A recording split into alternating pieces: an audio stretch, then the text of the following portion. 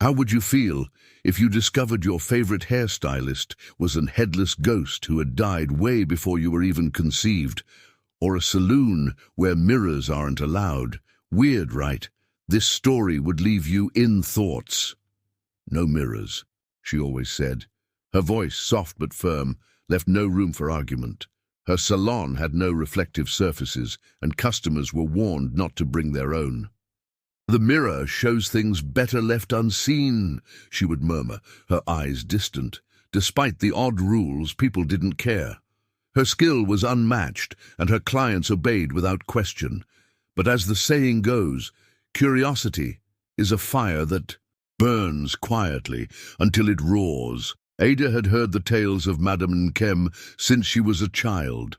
The stories fascinated her, and when she finally had the chance to visit the famous salon, she was giddy with excitement.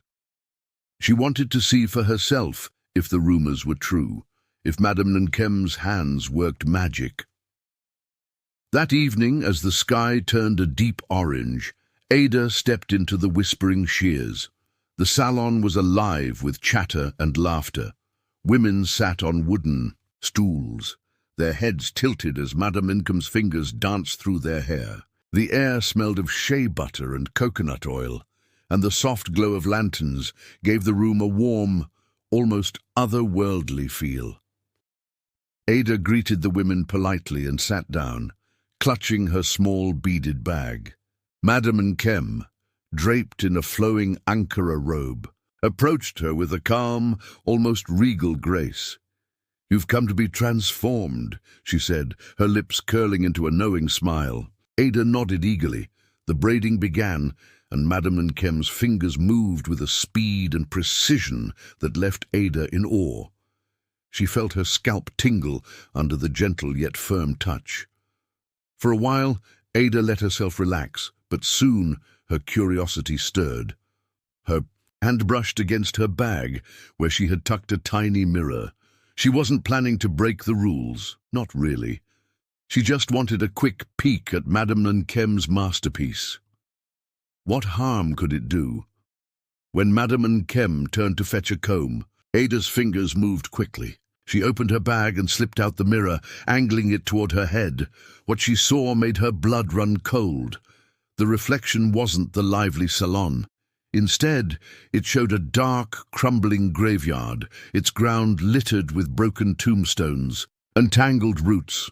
The warm glow of lanterns had been replaced by a cold, eerie mist. And behind her stood Madame Nkem, her hands still weaving through Ada's hair, but her head was gone. Ada's scream tore through the salon like a clap of thunder. The mirror slipped from her trembling hands and clattered to the floor. The room fell silent. All eyes turned to Ada, then to the mirror. Madame Nkem's calm demeanor shattered. Her eyes burned with a rage so fierce that the air seemed to grow colder. "You've seen what was not meant to be seen," she hissed, her voice trembling with fury and pain. The other women, their curiosity piqued, scrambled to pick up the mirror. One by one they looked, and one by one their faces turned pale as they glimpsed the graveyard and Madame Nkem's headless figure. Gasps and cries of horror filled the air. Madame Nkem clutched her chest, her body flickering like a flame caught. In the wind, "I was betrayed," she whispered, her voice filled with sorrow. "Jealousy stole my life, but my passion brought me back to serve. Now you've undone it all." With one final wail, her form dissolved into a cloud of mist, leaving behind only the faint scent of coconut oil and a haunting silence.